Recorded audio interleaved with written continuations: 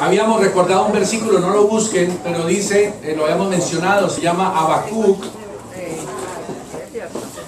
Habacuc capítulo 2 dice: aviva, oh Dios, tu obra en medio de los tiempos. ¿Se acuerdan que hablamos de el significado de estar en la mitad? Estar en medio de. Y ilustrábamos el ejemplo que cuando usted está en la mitad de un objetivo, es un tiempo de decisión, porque usted en un momento dado le es casi lo mismo devolverse o seguir. ¿Estamos o no? Porque usted está en ¿dónde? Estamos en el medio, estamos en la mitad. Y entonces es un momento crítico, es un momento en donde se pueden tomar decisiones erradas. ¿Me devuelvo o sigo? Y a veces es mejor devolverse. Y a veces es mejor seguir. Por eso necesitamos de la sabiduría de Dios. Con base en eso, entonces, el profeta decía: Dios, aviva en medio de los tiempos, aviva hoy tu obra, decía el profeta. Ahora quiero animarle a que usted diga lo mismo, pero para su vida. Que usted pueda decir: aviva, oh Dios, en medio de este tiempo mi vida. A ver si lo repetimos. 1, 2, 3. Aviva hoy en medio del tiempo mi vida. Ahora diga lo mismo, pero diga familia. 1, 2, 3. Aviva hoy en medio del tiempo mi familia. Bien. Esa palabra de aviva nos va a llevar a estar trabajando durante estos meses lo que significa avivamiento. Vamos a trabajar mucho esa palabra. Pero para llegar a eso tenemos que prepararnos e implementarnos. O sea, ¿qué hay que hacer con el lenguaje? Hay que ajustar el lenguaje. Por eso, si Dios por el Espíritu Santo quiere que caminemos hacia una realidad de avivamiento en nuestra vida, tenemos que no solo saber qué es un avivamiento, sino necesitamos aprender el lenguaje del avivamiento. Por eso Dios quiere que nosotros seamos conscientes de la calidad y de la clase de lenguaje que estamos hablando.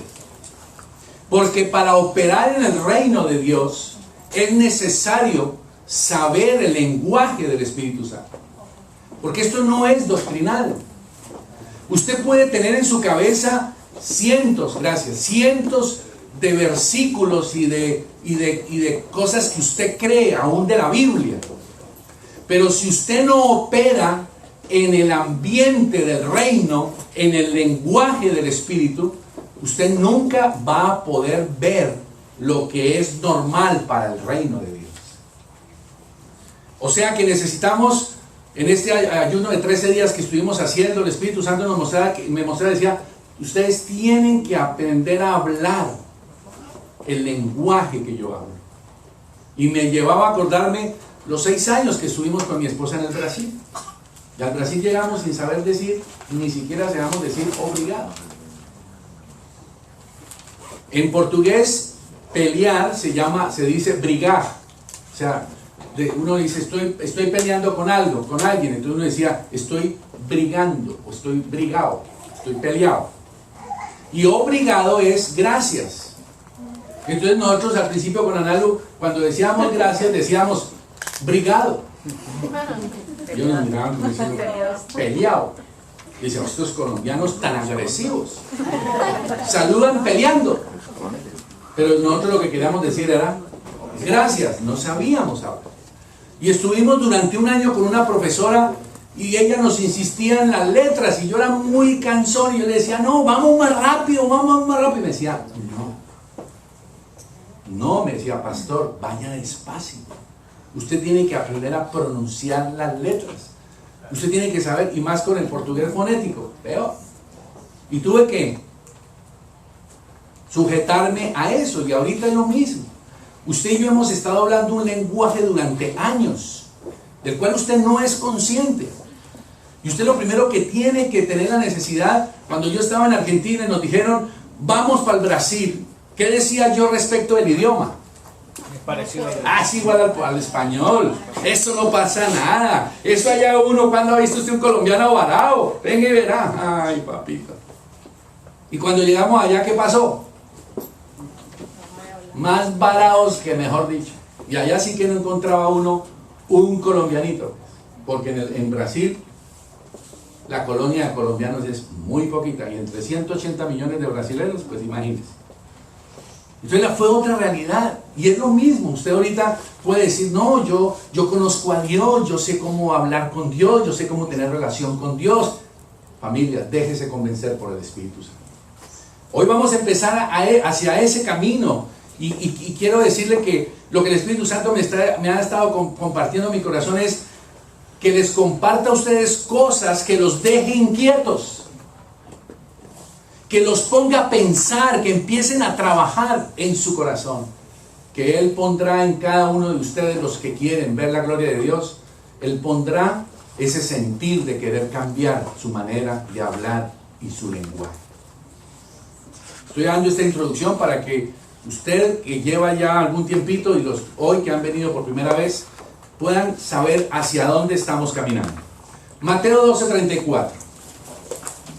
En este pasaje está hablando Jesús, y Jesús hace una expresión, viene desde el versículo 32, 33, haciendo observación. Voy a leer el antecedente para que lo escuchemos. Dice el versículo 33, o hacer el árbol bueno y su fruto bueno, o hacer el árbol malo y su fruto malo, porque por el fruto se conoce al árbol. Por favor, un paréntesis para que usted le ponga atención. Quizás usted no es consciente, usted no relaciona la realidad que está viviendo en su vida hoy con el tipo de lenguaje que habla. Vuelvo a repetirlo. Quizás usted no relaciona cuánto tiene que ver lo que usted está viviendo hoy en su vida personal, en su matrimonio, en su trabajo, en todo lo que tiene que ver con usted y su relación con Dios, que es la más importante, y la forma como usted está hablando. Quizás sea el caso de los varones, que quizás ya dejamos de decir groserías, dejamos de echar cuentos verdes, digo yo, no creo, no sé, aunque pues como decían por ahí, una nunca sabe, decía una monjita, decía una nunca sabe, pero creo que ya uno ya los chistes, la grosería, ya ese tipo de lenguaje ya no lo decimos, pero eso no es suficiente, eso es bueno, pero no necesariamente significa que estemos hablando el lenguaje que habla el Espíritu Santo. Entonces, aquí Jesús está hablando de eso, y en el versículo 34 dice, acuérdense que en el 33 dijo, el fruto se conoce. El árbol se conoce por el fruto. Luego viene hablando de que algo es generado por algo y sucede por algo. Y en el versículo 34 da una expresión que parece muy agresiva y grosera. Y efectivamente es agresiva, no es grosera, pero es agresiva. Porque le dice a los que le estaban escuchando, que eran ¿quiénes? Fariseos, y los discípulos también estaban ahí cerquita, les dijo, generación de víboras. Y entonces cuando uno, si usted y yo hubiéramos estado en ese momento, uno diría, wow, el líder hoy está Piedro, el jefe hoy está, se levantó de mal genio. ¿Cuál es el peligro de una víbora? Ese no es el peligro. ¿Cuál es el peligro de la víbora? El veneno. Y lo que significa esto es que hay un veneno que usted y yo no hemos descubierto. Hay un veneno que las víboras siempre inyectan. Y aquí el Señor, ¿por qué habla de víboras? Si usted sigue leyendo, el Señor dice, ¿cómo podéis, subraya esa palabra? ¿Cómo podéis hablar lo bueno? ¿Cuál es la palabra? ¿Cómo? ¿Cómo podéis hablar. El Señor empieza a decir, ojo a la manera como ustedes están hablando. Y hace una pregunta, ¿cómo usted puede hablar cierto tipo de lenguaje siendo que usted es? Se lo pongo de esta manera, para hablarlo en lenguaje moderno. ¿Cómo puede usted hablar de una forma si usted es cristiano? Porque el problema es que muchos llevamos el título de cristiano, solo el título, pero no está marcado aquí con fuego en el corazón. Entonces lo que hablamos no es necesariamente lo que se supone que un hijo de Dios debe hablar. El problema es que usted y yo hemos estado engañados muchos años y creemos que el ser cristianos implica adoptar una serie de lenguajes, como por ejemplo, aleluya, gloria a Dios, amén. Y eso no significa que sea, eso es un lenguaje que la mayoría de las veces, con todo el respeto, es un lenguaje religioso. Usted y yo podemos hablar un lenguaje absolutamente religioso, pero no tiene nada que ver con el Espíritu Santo. El que yo me pare aquí a gritar, Espíritu Santo, y más fuerte, eso no significa que esa oración sea más efectiva. Luego, ojo al lenguaje que estamos hablando. Y aquí entonces el Señor les dice, generación de víboras, y el veneno, lo que significa es que el veneno está ¿en qué? ¿En dónde está el veneno? En la boca. En la forma como hablo. Pero el Señor sigue diciendo en esa parte última del versículo, ¿qué dice? Porque de la abundancia de la boca. ¿Por qué dice por qué? Porque lo más seguro es que alguien debió decirle al Señor, pero Señor, ¿por qué? Y Él entonces da la respuesta. Dice, porque de la abundancia del veneno que hay en el corazón, habla la boca. ¿Cuál es el veneno? ¿Cuál será el veneno? La amargura. ¿Será la amargura? El temor. ¿Cuál es el veneno? Es lo que quiero que usted vaya a descubrir. Porque usted de pronto dice, no, yo ya me sané de amargura. No, yo ya no tengo bronca con mi suegra. Yo ya la amo, esa vieja, mejor dicho, amo a cualquiera. Digo, ¿no? Algunos. ¿O no? Bien. ¿Sí o no? Pero hay un veneno que vamos a ir descubriendo, que el Espíritu Santo tendrá que convencerle a usted si usted dispone su corazón. Si usted está hoy dispuesto a decir, Espíritu Santo, me quiero ir preocupado esta noche a la reunión. ¿Cómo es que yo estoy hablando? ¿Y cuál es el lenguaje que tú quieres que yo aprenda? ¿Cuál es el ABC del lenguaje teoterápico que tú me quieres enseñar? Aunque usted sea un cabezón lleno de información en la Biblia, lleno de doctrinas, usted y yo lo seamos. Dios no necesita ni quiere gente así. Es importante que conozcamos la Biblia, por lo que el Señor quiere es que tengamos lenguaje del Espíritu. ¿Cuál es ese lenguaje? Lo vamos a ir descubriendo. Bien, saltemos al 37, porque ahí hay algo muy importante. En el versículo 37 dice, perdón, 36, antes del 36, da una advertencia y dice, mas yo les digo que toda palabra ociosa, no dice palabra grosera, sino dice palabra ociosa. ¿Qué significa una palabra ociosa? Es una palabra que no tiene propósito, es una palabra que no sirve, es algo que no produce nada. Y aquí el Espíritu Santo a través de Jesús nos está llamando la atención a decirnos, a ver, ¿cuáles palabras son ociosas? ¿Qué tipo de palabras son ociosas para el Espíritu Santo? No para su esposa, ni para usted, ni para sus hijos, sino para el Espíritu Santo. ¿Cuántas palabras de las que decimos el Espíritu Santo dice, no sirve?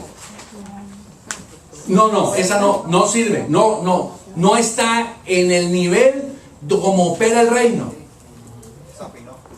Usted está desafinado. No es. Pero Dios, yo te amo. Sí, no sintonizo. ¿Me entiende lo que le quiero decir? Como cuando usted lo llaman por teléfono y usted no quiere escuchar y usted empieza... Aló. Jefe, aló. Jefe. Claro, usted no quería escuchar la instrucción del jefe. Y entonces se le interfiere en el corazón a uno. Dice, porque, subráyelo, por favor, estamos en el 37, no me miren a mí, lean la Biblia. Dice, ¿por qué qué? Porque tus palabras, fíjense que ahí Jesús no está diciendo, porque las palabras de ustedes, no, lo habla en manera particular y personal. ¿A quién le dijo generación de víboras? No dijo generación de víboras tú, no. Lo dijo general. Entonces dijo algo así como al que le caiga el guante, es allá, aquí no. Es allá era. Ahora aquí ¿qué hace? Aquí ya de manera personal dice, porque, ¿qué dice? Por tus palabras serás justificado. Subraya esa primera palabra, justificado. Segundo, o en otra instancia, por tus palabras serás condenado. Subraya esa otra palabra. ¿Qué significa justificado? ¿Cuál es el sinónimo el significado de justificado? Es liberado. Usted será liberado. ¿Y la segunda palabra cuál es? Condenado. ¿Qué es la definición de condenado? Puesto bajo resguardo, puesto en limitación. Usted es hecho prisionero, usted es condenado. ¿A quién condenan y lo dejan libre? A los políticos. Sí, realmente, sí. La cosa es así de cruel, pero bueno. Hablemos en condiciones normales. Así es. Ahora, el versículo 36 en la parte final dice que cada palabra que digamos, de ella tenemos que dar cuenta. Pero ¿dar cuenta a quién? ¿Y dar cuenta a Dios para qué? ¿Para que Dios me castigue? No. Sino ¿para qué? Para que ocurran una de estas dos cosas. Por mis palabras, yo seré puesto en un lugar en el reino en donde empiezo a experimentar libertad y cosas sobrenaturales. O por mi lenguaje, yo seré puesto en limitación y seré restringido. 1 metro aquí y no más. Otro metro aquí y no más. Otro metro aquí y aquí no salgo. Y yo quiero que usted se pregunte, analícelo con el Espíritu Santo, pero sea sincero. Usted lleva 10 años, 5 años de vida cristiana, el tiempo que sea, analice. Usted de pronto no ha estado 1 metro acá, 1 metro acá, 1 metro acá, como los perros para dormir, para dando vueltas como los perros para dormir.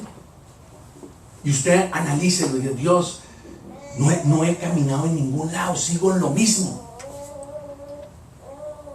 Yendo para Washington hay una autopista, ¿cómo es que se llama, Jaimito? La 595. Es la 595, será igual a la de acá. Bueno, es una autopista, es un anillo que hay antes de llegar a Washington, que va uno por la 95. Por la I-95. Y si usted no está atento, usted empieza a dar vueltas al anillo. Y usted puede dar 3 horas dándole vueltas al anillo, como si usted metiera en la Palmetto aquí en Miami. Y si usted no conoce, usted puede llevar 3 horas dando viaje esperando ya ver a Washington. Usted nunca va a ver a Washington. Así nos puede pasar en la vida. Hubo un hombre tremendo que fue llamado a hacer en el reino cosas grandiosas. Su nombre era Sansón. Él nunca quiso aprender el lenguaje del Espíritu Santo. ¿Cómo terminó Sansón? Dice que le quitaron los ojos, o sea, ¿perdió qué? Perdió la visión. Y después, ¿cómo? ¿En dónde lo pusieron? Lo pusieron, lo amarraron a un burro y comenzaron a que él, mejor dicho, no lo amarraron a un burro, sino a un molino que manejaba un burro. El tipo le quitó el puesto al burro y lo pusieron a él a dar vueltas en el molino. Y dice que todos los filisteos se burlaban del hombre que había sido llamado a grandes cosas. ¿Por qué Sansón? Un hombre que había sido, antes de que el tipo naciera, fue escogido por Dios. Solo 3 hombres han vivido eso en la historia de la humanidad: Sansón, Juan Bautista y Jesús. Fueron escogidos por Dios antes que nacieran. Y Sansón no dio una. ¿Por qué no dio una? Porque él nunca entendió el lenguaje. Entonces, lo quiero que usted entienda. Mis palabras me pondrán en libertad de cosas grandes, o mis palabras me van a mantener en un ambiente de restricción. Vamos adelante en la Biblia para que podamos darnos cuenta. Vamos a Hebreos capítulo 1, versículo 1 al 3. Vamos a ir descubriendo la esencia de lo que el Espíritu Santo hoy nos quiere enseñar. Hebreos capítulo 1.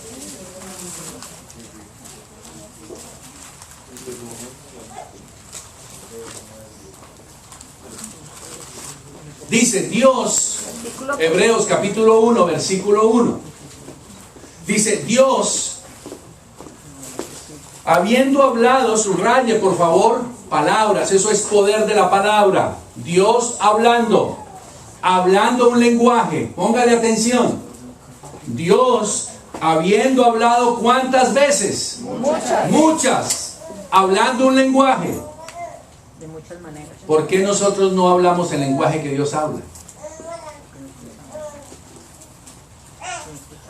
Porque no escuchamos. ¿Por qué a mí me queda tan difícil aprender el inglés? Porque ustedes todos, yo cada día estoy hablando en más países, más caleños. Entonces, ¿cuál es el esfuerzo que tengo que hacer yo? Me tengo que aislar para ir a escuchar inglés, porque todo el tiempo estoy escuchando ese español. Pasa lo mismo con Dios. ¿Por qué usted y yo no hablamos el lenguaje de Dios? Porque no pasamos tiempos con Él. Y Dios dice aquí que habiendo hablado, ¿cuántas veces? Muchas veces. Dice, en otro tiempo y ahora con profetas y con los padres. Versículo 2 dice, en estos postreros días también está hablando. ¿Y nos está hablando a través de quién? Del Hijo. ¿Quién es el Hijo? Jesús. Está hablando a través de Jesús. Recuerden, por favor, poder de la palabra, hablando por medio de Jesús. ¿Usted está escuchando a Jesús? Para que lo vaya, si usted lo vaya descubriendo. Yo le quiero decir que si usted por el Espíritu Santo descubre esta noche y a partir de ahora esto que el Espíritu Santo quiere enseñarle, usted puede darle un giro a su vida tremendo. Yo le he orado al Espíritu Santo y digo, Señor, respáldame y enséñame cómo comunicar esto que tú me estás enseñando. Porque yo mismo estoy haciéndole campaña a mis palabras y quiero aprender a hablar el lenguaje de Dios. Que no es aleluya, gloria a Dios y amén. Lo digo con respeto. Siga leyendo. Versículo 3. Falta en el 1. Dice, ¿a quién constituyó heredero de todo? ¿A quién constituyó heredero de todo? ¿Quién? Dios Padre constituyó al Hijo heredero de todo. Eso es muy importante. Y ojo a esto, subráyelo. ¿Y por qué? Y por quien asimismo hizo el universo. Entonces, ¿Por quién Dios hizo el universo? Por Jesucristo. Póngale cuidado a eso, por favor. Dios hizo el universo por Jesucristo. Versículo 3. El cual, está hablando de Jesús, siendo el resplandor de su gloria y la imagen misma de su sustancia. Ojo lo que viene, dice, y quien sustenta todas las cosas. Hágale un símbolo especial a ese, con la palabra de su poder. Por ejemplo, ¿quién sostiene al sol?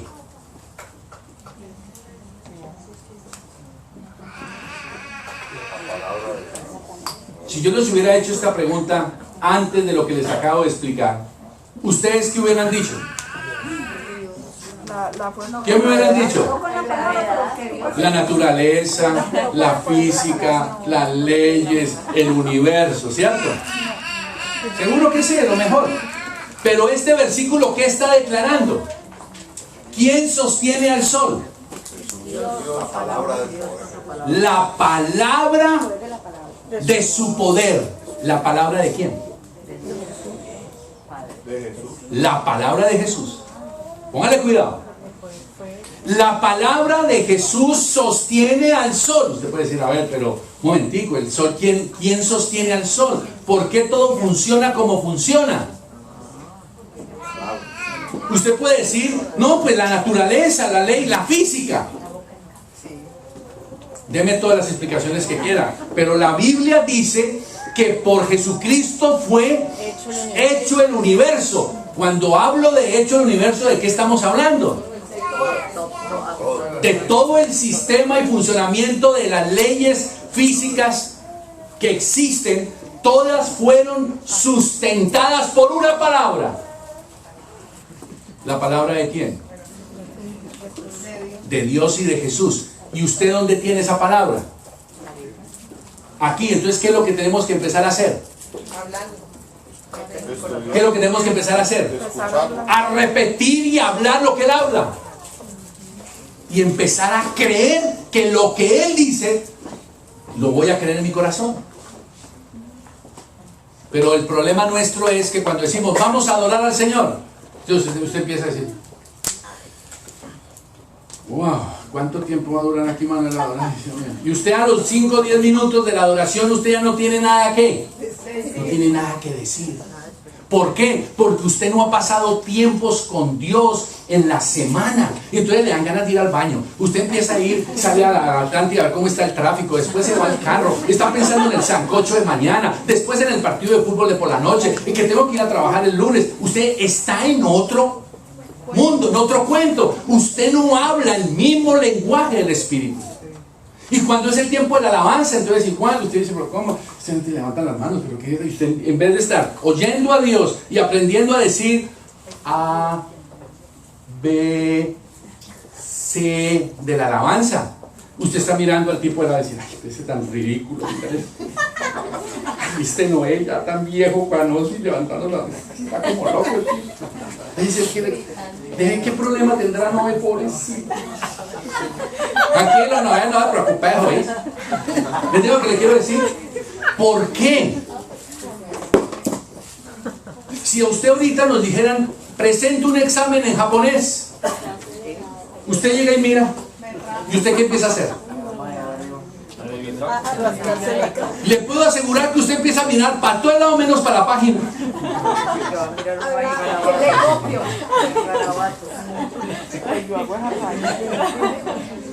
Con la Biblia y con el Espíritu Santo es lo mismo.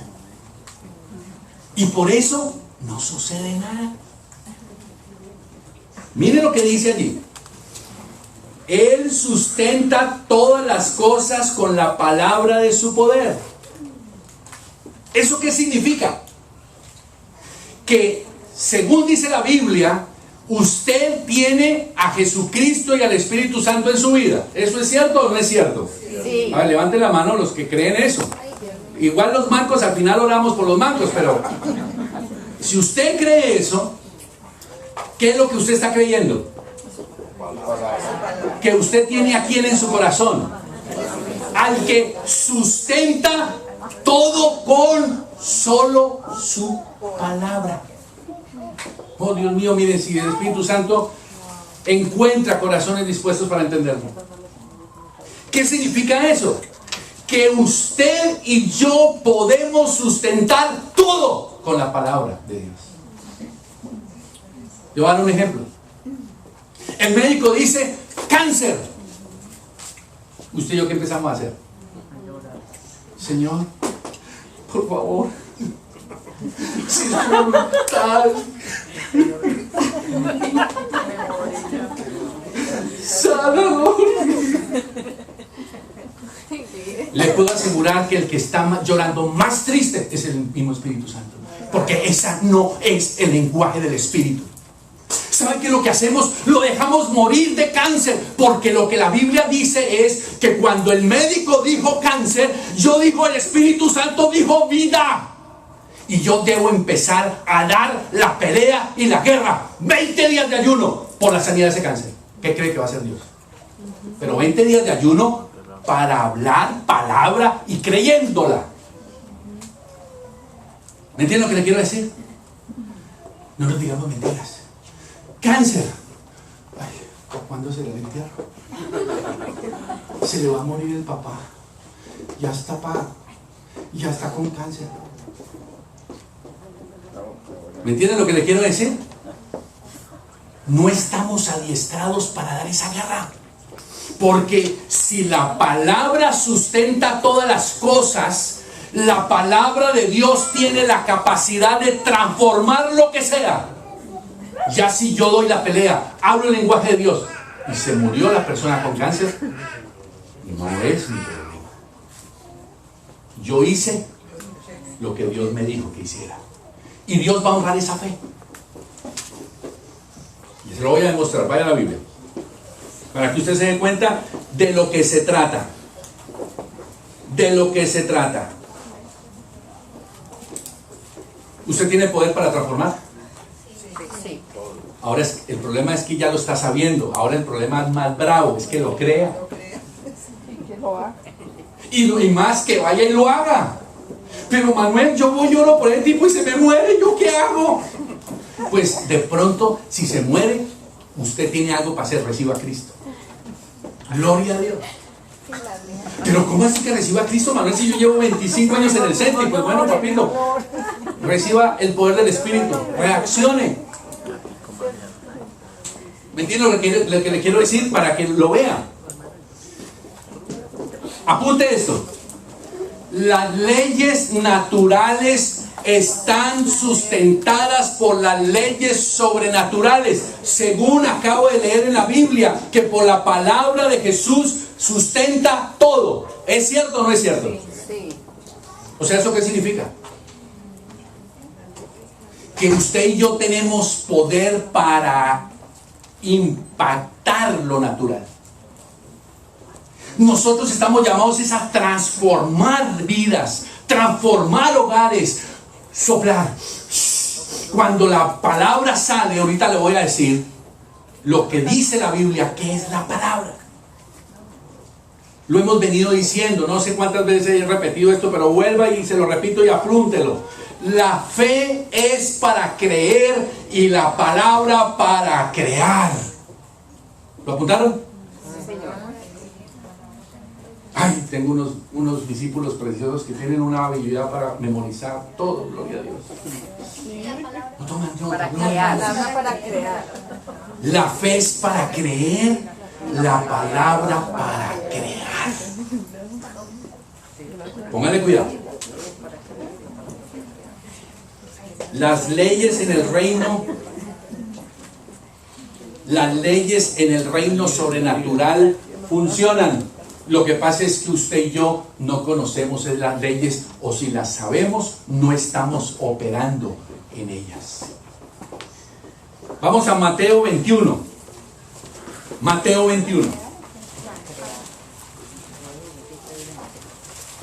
Ay, Señor. El Espíritu Santo nos va a demostrar.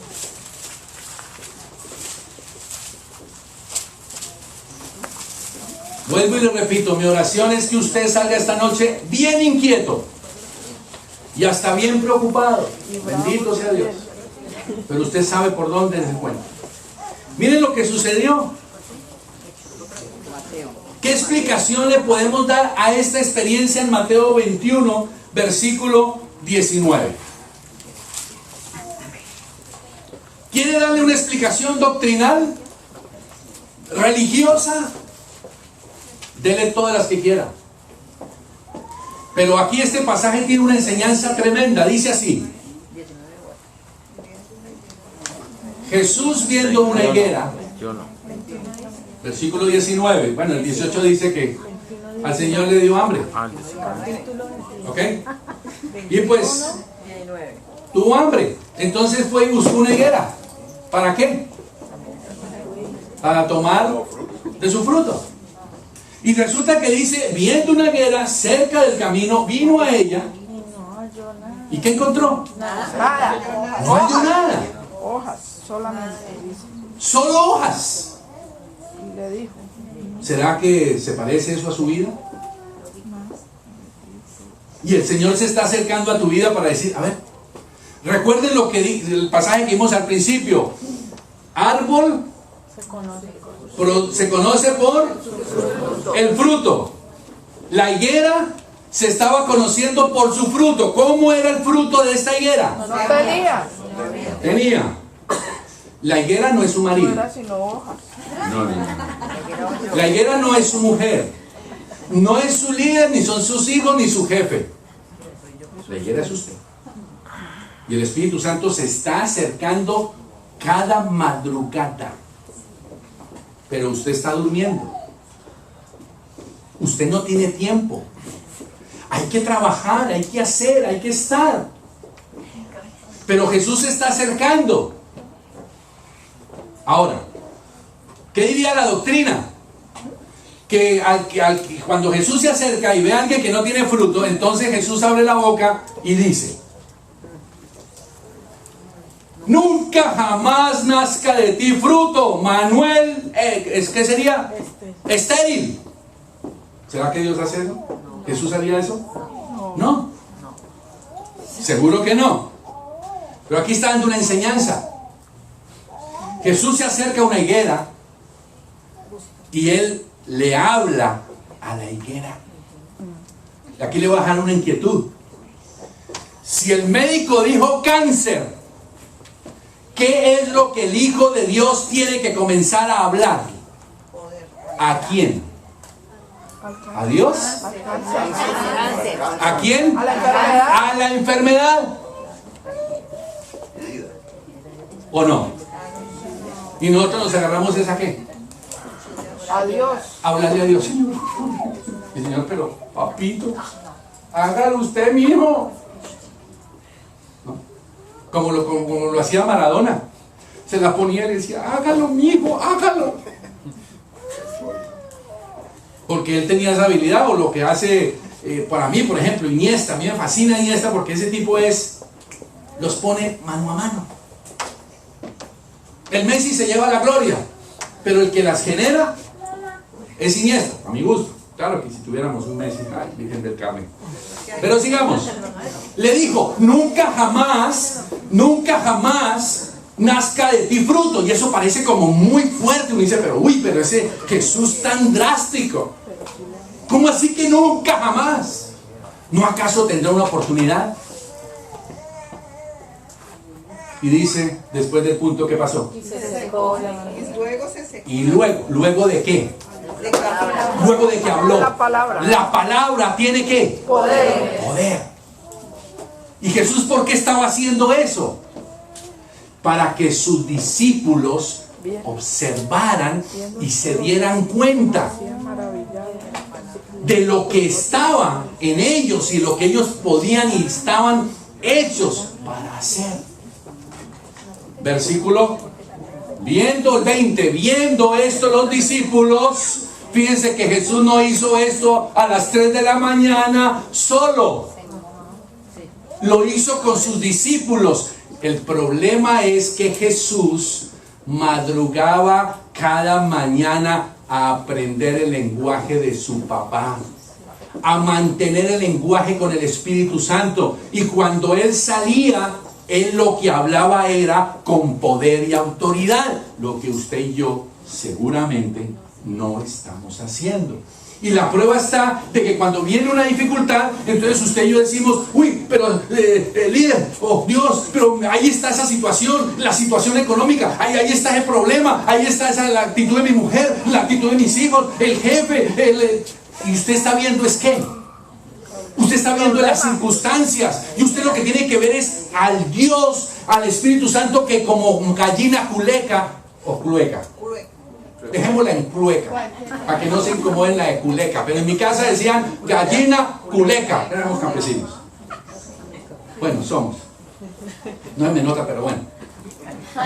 ¿Qué hacía el Espíritu Santo? Se echaba sobre los huevitos. Y cuando usted trata de acercársele a una gallina, cuando está puesta sobre huevos, ¿qué hace la gallina? Se vuelve celosa. Sale a picar. ¿Cómo se vuelve? Agresiva. ¿Por qué? Porque ella no habla lenguaje de huevos, ella habla lenguaje de pollos. Para ella son pollos, aunque abra los ojos y ve huevos. En conclusión, la gallina tiene más fe que nosotros. Ella ve pollos, por eso es que se pone mosca. Lo que pasa con nosotros es lo mismo, no vemos pollos. Estamos viendo las circunstancias. El médico dijo cáncer, ¿qué hacemos? Lloremos para, Señor, consuélanos. ¿Cómo que consuélanos? ¿Me entienden lo que le quiero decir?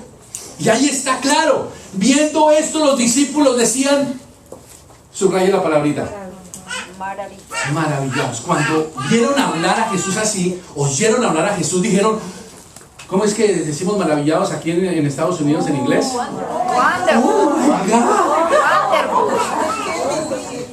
Y pónganle cuidado, metemos a Dios aún en la palabrita. Oh Señor, no lo puedo creer. Pregunto, ¿Jesús se maravillaba de eso? Dice la Biblia que la higuera se secó y Jesús dijo, oh my God, discípulos, ¿cierto que no? Pero los discípulos sí, mira lo que pasó. ¿Por qué? Porque Jesús operaba en las leyes del reino, que se llama la ley de la confesión. Apúntelo, la ley de la confesión. Pero ellos no operaban en el mismo principio de la ley de la confesión. Por eso ellos se maravillaban. ¿Y sabe qué sucede ahora? Que ahora la gente de afuera se maravilla con usted y conmigo, que dicen, oh my God, son cristianos y no les ve Cristo por ningún lado. Miren el matrimonio, mírenle la familia, mírenle la economía, miren cómo se tratan. En la época de Jesús decían, mirad cómo se amaban. Qué prosperidad la que había en los hijos de Dios. La iglesia primitiva. Había una iglesia que dice que vivía en una profunda tribulación y eran los que más daban dinero. Tranquilos, tranquilos. No os preocupéis, no os preocupéis. Pero ¿saben lo que ellos hacían? Amaban y decían a Dios, por favor, Pablo, déjenos dar más, y estaban en la más profunda pobreza económica, pero eran prósperos. ¿Cómo puede una persona en medio de una economía crítica? Devuélvase 100 años atrás y usted siempre oirá lo mismo en la televisión: crisis económica. ¿O no? Pero ahí vamos. Y dentro de 20 años, ay papito, cada día peor. Porque con la tecnología, chao, más desempleo. Ahora, a los que no hablemos inglés, chao papito. ¿Se acuerdan hace 30 años o 20 años en Colombia, ser bachiller qué era? Hace 30 años no más, 50 años, 40 años ser bachiller. Uno de bachiller se defendía. No salía, hermano, vea, yo soy bachiller. Ahora, sale usted de bachiller. Vea, no lo reciben ni en el ejército, mijo. Bueno, en el ejército sí lo reciben porque toca, porque la cosa está grave. ¿Me entienden lo que les quiero decir, familia? Ellos preguntaron, ¿cómo? Lea la pregunta que hicieron los maravillados. ¿Cómo? ¿Cómo es que se secó la higuera y tan rápido? ¿Cómo funciona esto de rápido? ¿Se dan cuenta por qué estamos como estamos, familia? Recuerde, se lo digo despacito, ellos no actuaban en la dimensión del reino de Dios. Y la pregunta es, ¿usted está en la dimensión del reino? ¿En su vida se está moviendo en esa dimensión? Ahí está el problema. Saltemos a Lucas 5. Vamos a ver otro ejemplo para que usted se dé cuenta lo que estamos hablando. Es bíblico. Usted tiene el poder. El problema es que no podrá ejercer ese poder mientras usted no hable el lenguaje del Espíritu y lo crea. Lucas 5. Y lo crea.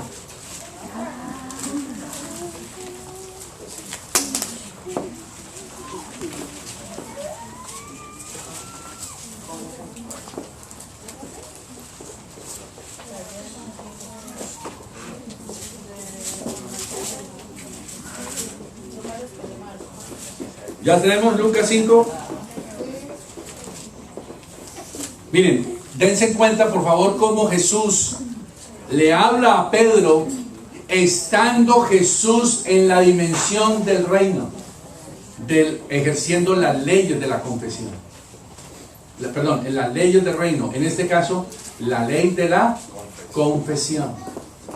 Dice así, Lucas capítulo 5, versículo 4. Cuando terminó de, subrayen, De hablar. hablar, ¿qué hablaba? Palabras de poder, porque por Jesucristo está sustentado el universo. Después que terminó de hablar, dijo a Simón, bogue mar adentro. ¿Qué significa eso? Que vaya. Vaya, salga de la orilla. Salga de la orilla, porque en la orilla no hay peces.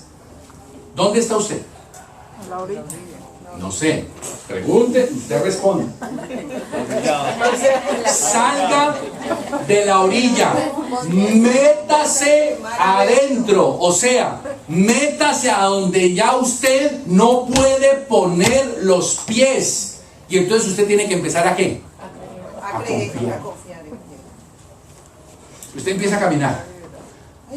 Bueno, primero pues el frío, la primera mentira del frío, pues ya usted sabe, ¿no? Ay, Dios mío. Y entonces y así somos con el Señor. Las aguas del Espíritu. La Biblia, ¿qué dice? Sumérjase. ¿Cómo es? ¿Qué es lo mejor que usted tiene que hacer cuando se está metiendo al mar? ¿Meterse cómo? Ahora, yo no sé si ustedes conocen el mar de Argentina en el invierno. Y es más, en cambio el del verano es igual de frío. ¿O no, doña Marita? Es terrible. Terrible. Y es un calor, dice que 40 grados, ahí uno se mete, eso es frío, es agua local, está ahí cerca del polo. Entonces, ¿qué es lo que uno tiene que hacer? Métase rápido. ¿Qué es lo que hay que hacer con el agua del Espíritu? Métase rápido. ¿Cuándo? Yo estudié en un colegio cerca de Bogotá, era un colegio seminario. Y los sacerdotes, ellos tenían agua caliente. En cambio nosotros, fría. Lo digo en buena onda.